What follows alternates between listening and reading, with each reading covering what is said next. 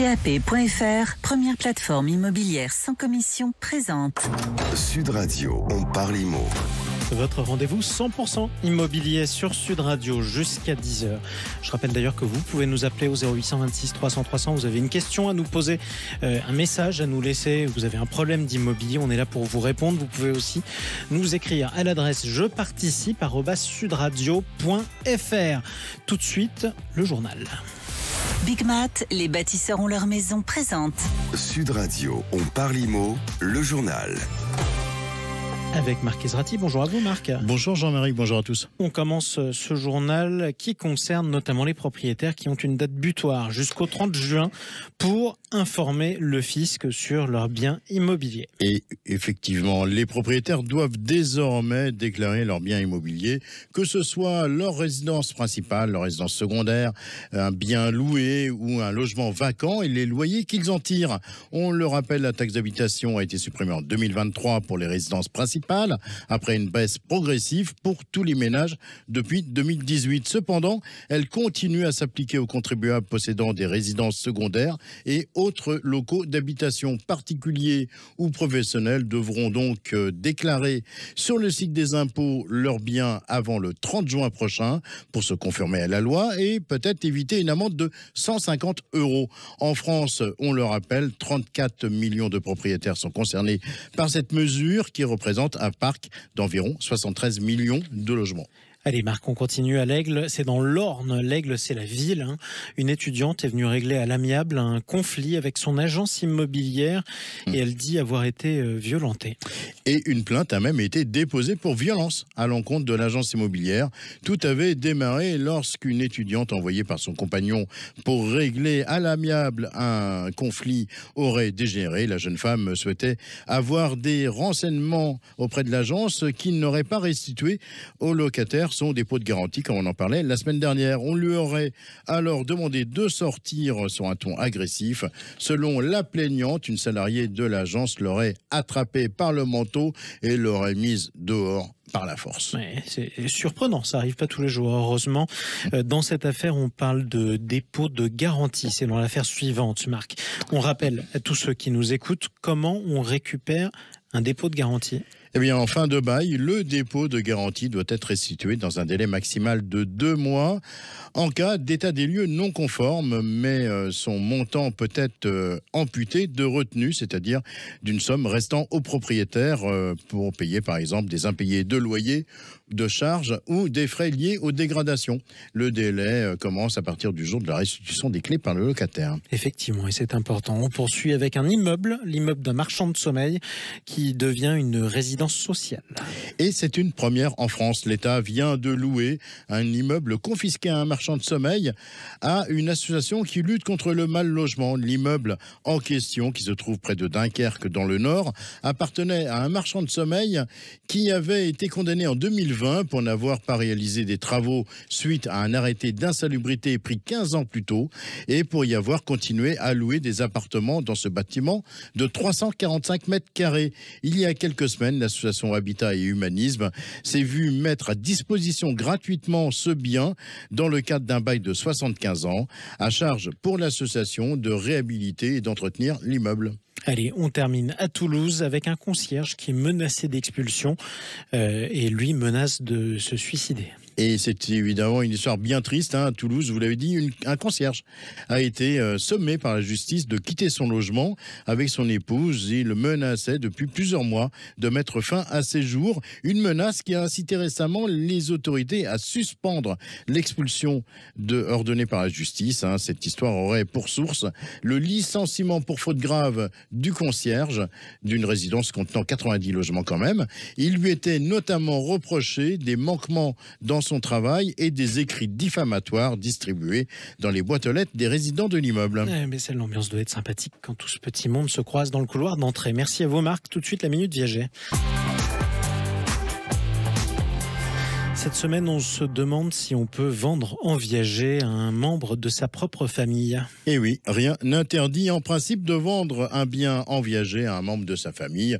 Vous pouvez tout à fait vendre à votre fille ou à votre nièce en viager libre ou occupé. La procédure est la même qu'avec un acquéreur inconnu, à savoir le versement d'un bouquet et d'une rente. Ce type de transaction peut être utilisé pour aider financièrement un parent âgé tout en gardant le bien dans la famille. Néanmoins, il faut être conscient de deux dangers potentiels d'un tel arrangement. D'abord, la possibilité que les autres enfants qui ne sont pas partie prenante de la transaction demandent une compensation financière lors du processus de succession. Et ensuite, le risque que la vente soit considérée comme une donation déguisée, ce qui est contraire à la loi. Vous vous exposeriez alors au paiement de droits de succession avec des majorations possibles.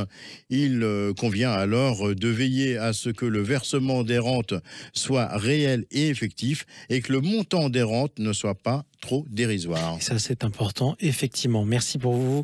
Merci Marc Ezrati pour cette minute viager, je précise, en partenariat avec Senior Consulting Group. Allez, restez avec nous. On se retrouve dans quelques instants. On parle IMO, c'est votre rendez-vous 100% immobilier. On va se demander si c'est le moment d'acheter en 2023. Tiens, justement, restez avec nous. Sud Radio, le Mac de l'IMO, décryptage et tendance de l'immobilier. Votre rendez-vous 100% immobilier sur Sud Radio jusqu'à 10h avec Marc Ezrati qui est toujours là, avec Laetitia Caron qui nous rejoint. Bonjour à vous Laetitia. Bonjour Jean-Marie. Directrice générale de particulier à particulier PAP.fr. Aujourd'hui, on se demande si c'est le moment d'acheter en 2023. Marc. Bonjour Laetitia Caron. Bonjour Marc. Alors cette semaine, on va parler de la situation sur le marché immobilier dont tout laisse à penser que les prix se calment un peu et on va voir avec vous si du coup c'est le bon moment de se lancer dans un achat immobilier. Pour commencer, est-ce que vous pouvez nous indiquer où en est le marché en cette mi-février? Est-ce que ça commence vraiment à baisser? Alors, pour être honnête, on parle beaucoup de prix qui baissent ces dernières semaines, sauf que les chiffres, quand on les étudie de près, ne le confirment pas encore. Évidemment, tout ce que je vais vous dire dépend des zones, des communes. C'est impossible de faire une synthèse au niveau national. Le marché est quand même vaste. Ce qu'on peut dire, grosso modo, c'est que dans les grandes villes où les prix sont très élevés, on peut citer Paris, Bordeaux, Nice, Lyon, les prix ne montent plus. Ils sont plutôt stables maintenant, avec même éventuellement des petites corrections de l'ordre de 0,5%, enfin de moins 0,5%. Dans les villes qui partent de plus bas, comme Marseille ou Saint-Étienne, qui ont pas mal monté en 2022, c'est à peu près la même chose, même si on observe parfois encore des petites hausses. Donc là, la hausse s'est vraiment ralentie dans ces villes. Aujourd'hui, quand on est encore sur des hausses, on est à 1 ou 2% d'augmentation, mais on n'est plus sur des augmentations à 2 chiffres. Et puis, on a les zones rurales qui ont eu la cote après la pandémie et qui là, ne voient plus leur prix monter parce qu'elles sont confrontées à la problématique du coût des carburants qui est maintenant intégré évidemment dans le coût global de l'opération que les acheteurs envisagent. Voilà, donc en gros, ce qu'on peut dire, c'est qu'il est trop tôt pour parler de baisse généralisée des prix. Moi, je parlerais plutôt du mot stabilisation. Je parlerais de stabilisation. On peut aussi résumer en disant que les baisses observées sont loin d'être vraiment généralisées et quand elles existent, elles sont timides, je redis, moins 0,5% en gros sur les secteurs sur lesquels on observe des baisses. Mais on sent quand même que le marché est atone en ce moment. Alors, atone en ce sens qu'il y a moins de transactions et moins de volume. Il n'est pas non plus à l'arrêt. Et donc, en un mot, il y a moins de ventes. Mais ce n'est pas pour ça qu'elles se font à des prix inférieurs. La principale raison de cette situation, ce sont les difficultés d'accès au crédit, que sont le taux de l'usure. On en a parlé maintes fois, vous n'en avez pas encore parlé la semaine dernière. Et puis, les plafonds d'endettement. Donc, ce n'est pas que les gens ne veulent plus acheter.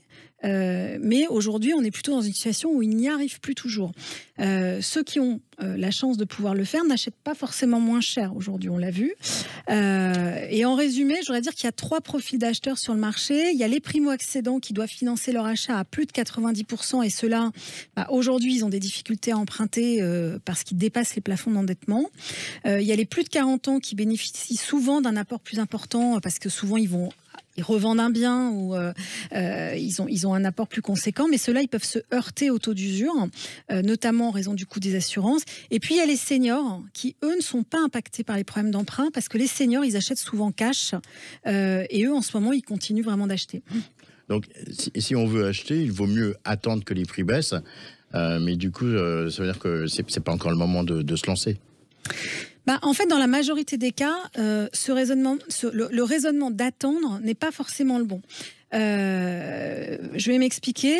En gros, si vous avez besoin d'un financement, vous avez plutôt intérêt à vous lancer assez rapidement. C'est un peu paradoxal avec tout ce que je viens de vous dire, notamment sur les accès au crédit. Mais il y a aussi la hausse des taux qui, elle, est amorcée depuis plus d'un an et qui risque de continuer. Et elle réduit le pouvoir d'achat des emprunteurs. Et comme il y a, comme je l'ai dit, aucune raison que cette hausse des taux s'arrête, plus on tarde à acheter, plus on perd en pouvoir d'achat. Et donc moi, c'est la raison pour laquelle, si on a besoin d'un financement pour acheter, je recommande de plutôt se lancer au plus vite, même si ça ne va pas forcément être facile d'obtenir un prêt. Mais Laetitia, si on attend que les prix baissent, ça va venir compenser la hausse des taux? Alors ça, c'est aussi le raisonnement qu'on pourrait imaginer ou que peuvent avoir un certain nombre de personnes. Mais pour ça, il faudrait savoir quand les prix vont baisser et surtout de combien ils vont baisser. Là, à moins d'avoir une boule de cristal, je pense que personne aujourd'hui est capable de vous dire ça. En gros, si on fait des calculs, on se rend compte qu'il faudrait que les prix baissent beaucoup pour annuler la hausse des taux. Je vais vous prendre un exemple très concret. Vous voulez acheter une maison qui vous coûtera avec les frais de notaire 250 000 euros. Si vous avez 50 000 apports et que vous devez emprunter 200 000 euros pour 20 ans, et aujourd'hui, vous empruntez ces 200 000 euros à un taux moyen de 3%, assurance incluse. Ce qui fait que votre crédit vous coûte environ 70 000 euros. Et donc, si on cumule le coût de l'achat et le coût du crédit, votre opération, elle vous coûte 320 000 euros. Si dans 3 mois, les taux poursuivent leur augmentation et passent par exemple à 3,5%, eh bien, pour le même financement, le coût de votre crédit sera de 85 000 euros, c'est-à-dire 15 000 euros de plus qu'aujourd'hui. Et alors, donc, pour qu'une baisse des prix annule cette hausse, il faudrait que le prix de votre maison baisse de 15 000 euros, ce qui ferait une baisse de 6,4%. Et en gros, la probabilité que les prix baissent de 6,4% dans 3 mois, elle n'est pas énorme. Alors que, malheureusement, la probabilité que les taux augmentent, continuent d'augmenter en ce sens, elle est malheureusement plus prévisible. Voilà, donc moi, je pense que c'est pour les gens qui ont un projet, il vaut mieux maintenir ce projet et ne pas attendre une baisse du marché. Donc, si on veut résumer, Laetitia, si on a un projet immobilier, il n'y a pas de raison d'attendre, car les prix ne baissent pas encore vraiment, et que ce que l'on pourrait gagner en attendant une baisse des prix, on le reperdrait sur le cours du crédit, sans compter que ceux qui doivent revendre doivent aussi acheter. En effet, Marc, je crois que vous avez bien résumé la situation, et je recommande aux gens qui veulent acheter de passer à l'action. Laetitia, on va vous retrouver tout à l'heure pour le coaching IMO. Mais restez dans les parages, Laetitia. Surtout, ne partez pas là. Ne bougez pas. On a un petit café en attendant, et puis on reviendra. D'autant plus que ce qu'on va vous raconter tout de suite va vous intéresser. On vous présente tout de suite sur Sud Radio un conseiller immobilier avec qui il vaut mieux se chamailler à distance. Sud Radio, on parle IMO, le témoin de la semaine. On est avec Johan Lemaire. Bonjour à vous. Oui, bonjour. Bienvenue. On est ravis de vous accueillir sur Sud Radio. Conseiller immobilier et ancien champion du monde de boxe, s'il vous plaît. Mais je vous laisse avec Marc Ezrati, tiens. Bonjour Johan. Bonjour Marc. Alors, vous avez 43 ans, on l'a dit, Jean-Marie l'a répété, vous êtes conseiller immobilier chez Yadé en Normandie, et en parallèle, vous êtes aussi éducateur sportif en full contact et kickboxing. Alors, avant de rejoindre le monde de l'immobilier, vous avez eu plusieurs vies, et notamment une vie dans l'automobile. Vous y faisiez quoi? C'était au tout début de votre carrière, ça, Oui, tout à fait. En fait, moi, j'ai commencé comme apprenti. J'ai passé ma formation jusqu'à mon CQP et mon bac. Et par la suite, mécanicien dieseliste. Et puis, l'idée de m'installer, premier garage, deuxième garage. Et puis, je m'en suis fait une carrière. Oui, vous en avez fait 8, d'après ce que vous me disiez en antenne. Oui, tout à fait, c'est ça, 8 garages. Et vous étiez donc aussi en parallèle agent de sécurité dans les boîtes de nuit, dans les casinos. Vous ne deviez pas vous ennuyer dans votre ancienne vie quand même? Non, on ne s'ennuie pas, mais attention, agent de sécurité ne veut pas dire forcément la force. On était avant tout médiateur. on essayait de résoudre les problèmes d'abus d'alcool ou de conflits par la médiation. Et puis après, forcément, des fois, il fallait utiliser la force pour séparer les gens ou les mettre dehors. Pour amener le calme. Alors, on disait au début d'entretien, vous êtes amateur de kickboxing et de full contact. On rappelle rapidement à nos éditeurs ce que c'est. Discipline pied-point, je vais aller très vite. Discipline de pied, de poing. Alors pour le kickboxing, on a le droit au coup dans les jambes, full contact, tout est au-dessus de la ceinture. D'accord. Voilà. Alors, dans ce sport, vous excellez, Johan, alors je vais faire la liste, plus de 300 assauts et combats, une quinzaine de titres de champion de France, 2 fois champion d'Europe professionnel et 2 fois champion du monde. C'est impressionnant comme palmarès. Oh, il y a des palmarès bien au-delà de ce que vous avez annoncé. Ouais, c'est déjà pas mal quand même. Oui, bien sûr, c'est très bien. J'ai une belle carrière, mais voilà, je reste les pieds sur terre. Ouais, alors justement, après cette belle carrière, une fois vous avez repris le ring en 2015, c'était à une occasion particulière. Pouvez nous la raconter ? Mars 2015, malheur, je perds ma maman. Et on fait un gala au mois de novembre en honneur et en son hommage. Et puis je remets les gants, je m'entraîne et voilà, je fais un petit combat d'adieu sur le ring chez nous à Rive-en-Seine, à Côte-Bec-en-Caux. À Rive-en-Seine, exactement, où vous et votre maman, vous avez créé la section kickboxing de cette petite ville. Alors aujourd'hui, vous êtes dans l'immobilier. Pourquoi ce choix ? Les grandes lignes, j'ai un ami qui a commencé, aujourd'hui mon parrain Vincent, et puis moi aujourd'hui j'ai quand même, comme vous l'avez dit, 8 garages, une discothèque, j'ai ouvert aussi un pub, et puis 11 habitations. J'ai déménagé 11 fois. Ah oui. Donc je connais un petit peu. Vous avez du métier, quoi. Voilà, c'est ça. Et puis l'année dernière, 2022, vulgairement un petit ras-le-bol de l'automobile. Une évolution qui va trop vite, des formations qui suivent pas l'évolution de l'automobile, et puis voilà. C'est ça, c'est l'hybride qui vous a un peu... L'hybride, l'électrique qui arrive, qui est pas au point, et on nous dit que tout est au point, mais en fait, on va plus vite que la musique, et malheureusement, ça... Puis en plus, vous étiez dieseliste en plus, donc c'était un secteur en plus... Tout à fait. Et d'ailleurs, ces problèmes de moteur hybride, on en parle souvent dans On parle auto. Entre autres, sur Sud Radio. Merci beaucoup, Johan Lemaire, de nous avoir consacré un peu de votre temps ce matin sur Sud Radio. Très bon week-end à vous, et puis j'espère à très très bientôt le plaisir de vous entendre. Et puis bravo en tout cas. Et bravo. Pour, j'allais dire cette belle carrière, mais c'est belle carrière. Si vous changez encore de voix, tiens d'ailleurs, vous voudriez faire quoi la prochaine fois, par exemple ? Johan Lemaire. Pour l'instant, rien en vue.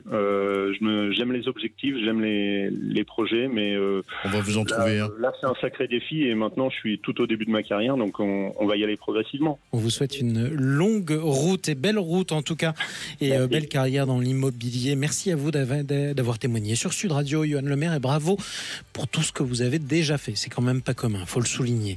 Restez avec nous, on se retrouve dans un instant sur Sud Radio 0826 300 300 si vous voulez nous poser une question sur l'immobilier, notamment sur un logement. Vous pouvez aussi, je le rappelle, nous écrire sur l'adresse jeparticipe@sudradio.fr. Vous avez un problème de caution, de logement, de travaux à faire, de loyer pas payé ou à récupérer, ou je ne sais, eh bien vous nous écrivez, on va vous répondre aujourd'hui. Tiens, on va d'ailleurs essayer de répondre à toutes les questions que vous nous avez posées sur sudradio.fr. Restez avec nous.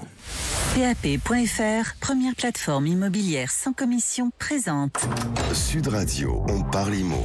On est là pour vous répondre. Si vous avez des problèmes, des questions à nous poser, une demande d'éclaircissement, on est là pour vous aider sur tout ce qui touche à l'immobilier jusqu'à 10h. On est toujours avec Marc Ezrati, on est toujours avec Laetitia Caron, directrice générale de Particulier à Particulier.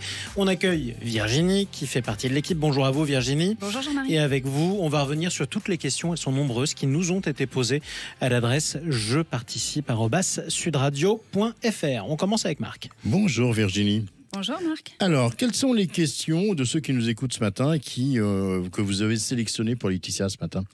Alors Marc, première question qui nous vient d'Hortense de Saint-Maur-des-Fossés. Hortense loue un appartement meublé avec une cuisine équipée.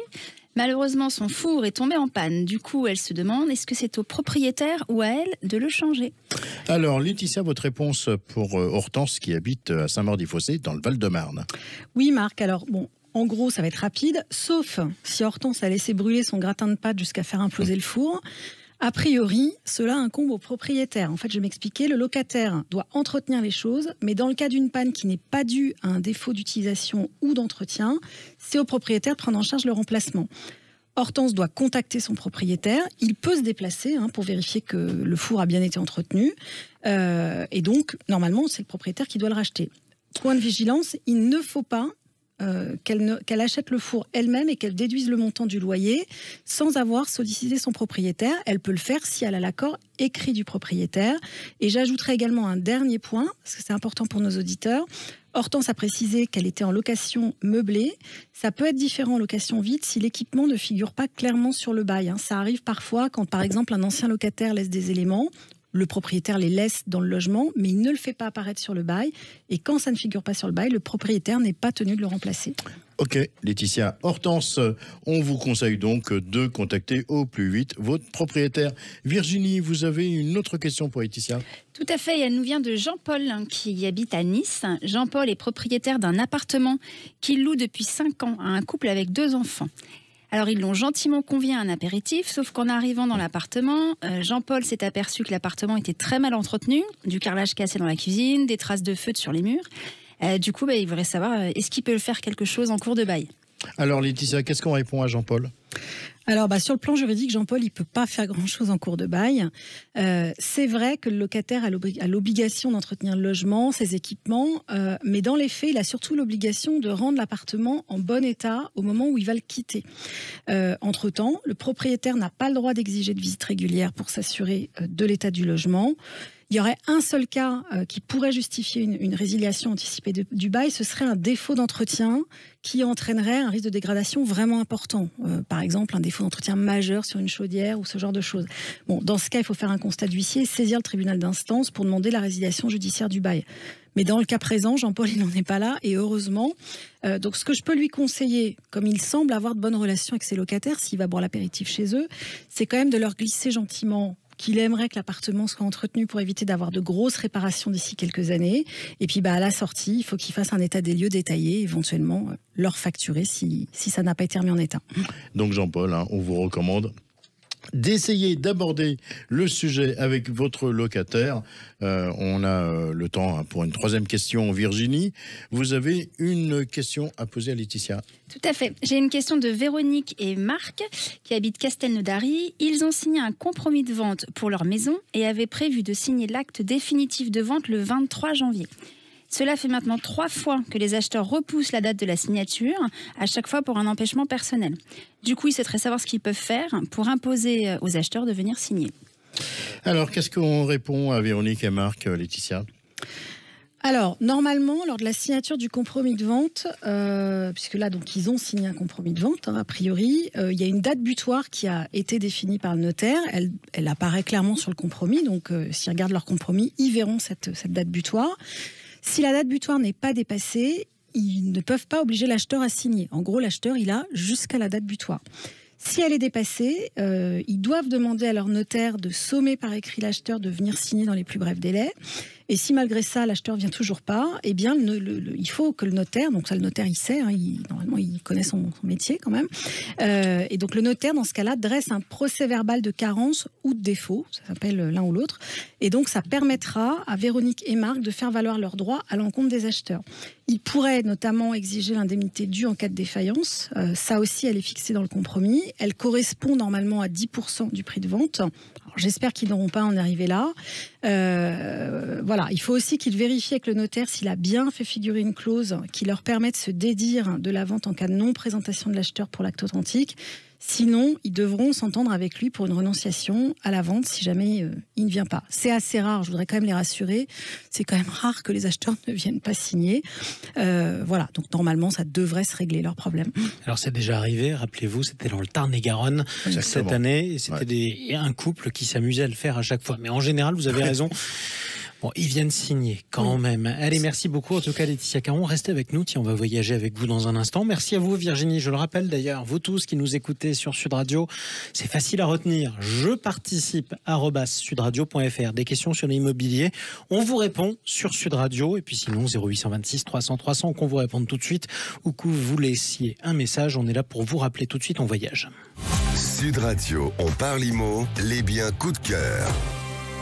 Vous sont présentés par Préto, l'expert en ligne du crédit immobilier. Simulez combien vous pouvez emprunter sur Préto.fr. Enfin, quand je dis on voyage à condition d'emménager à la fin, justement. Les coups de cœur, c'est avec Marc. Laetitia Caron, qu'est-ce que vous nous avez déniché ce matin sur le site pap.fr? Alors, cette semaine, Marc, je vous emmène dans le Gard. On y est déjà allé, mais on y retourne parce que j'aime bien le Gard. Et cette fois, on va dans la ville d'Alès, où on trouve sur PAP un très grand duplex en plein centre-ville avec un étage élevé. Et donc, on a une très belle vue vraiment sur les toits en tuiles de la ville. C'est très beau. Est-ce que vous pouvez nous en dire un peu plus? Effectivement, je vois les images sous votre menton. Alors, c'est un bel appartement. C'est un appart qui est en duplex. Il y a une surface de 148 mètres carrés pour 4 pièces principales. À l'étage inférieur, il y a une grande pièce de vie avec cheminée. Ça donne sur une véranda qui a donc une très belle vue sur le centre d'Alès. Il y a également une chambre à l'étage inférieur. Et puis à l'étage supérieur, on a 2 chambres, dont une qui donne sur une tropézienne équipée d'un spa. C'est vraiment sympa, ça. Ouais, c'est bien ça. Quand ouais, c'est sympa. Quel est le prix de ce bien? Alors, on est à 329 000 €. C'est 2253 € du mètre carré. C'est cohérent au regard de l'emplacement et des prestations. Merci Laetitia Caron.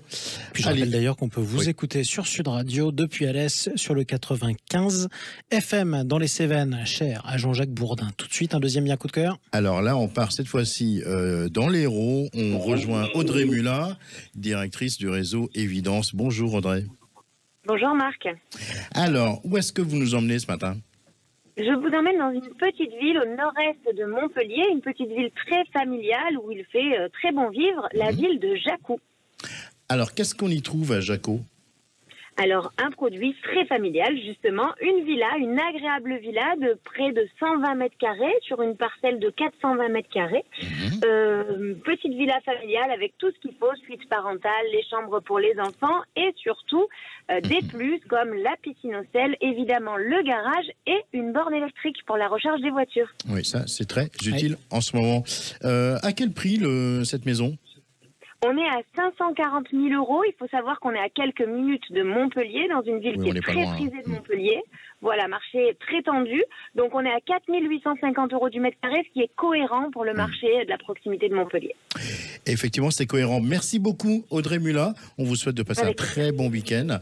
On vous dit à très très bientôt. Et les images, comme d'habitude, on les retrouve sur les réseaux sociaux de Sud Radio dès la fin de l'émission. Et on peut également appeler le standard si un de ces biens nous intéresse. On rappelle le numéro, Marc Ezrati. Le 0826 300 300. Exactement. Et l'adresse mail d'ailleurs à laquelle on peut écrire si jamais on a une question à poser. Je participe @sudradio.fr. Merci à vous Marc Ezrati. Merci. Merci à vous également Laetitia Caron, directrice générale de PAP, particulier à particulier. Merci à Audrey Mulat qui était avec nous. On se retrouve samedi prochain pour un nouveau numéro d'On parle IMO. On parlera de quoi? Eh ben, on parlera de 1 an après la guerre en Ukraine. On sera le 25. Et on va recevoir Big Mat, le président de Big Mat, Fabio Rinaldi, qui nous donnera des nouvelles de l'état de la pénurie des matériaux. Exactement. On va faire un bilan 1 an après. L'impact de ce conflit sur les matériaux, notamment de construction, puisque tous les secteurs de l'économie ont été touchés. On en parlera dans On parle IMO. Merci à vous. Sud Radio, on parle IMO. Avec PAP.fr, première plateforme immobilière sans commission.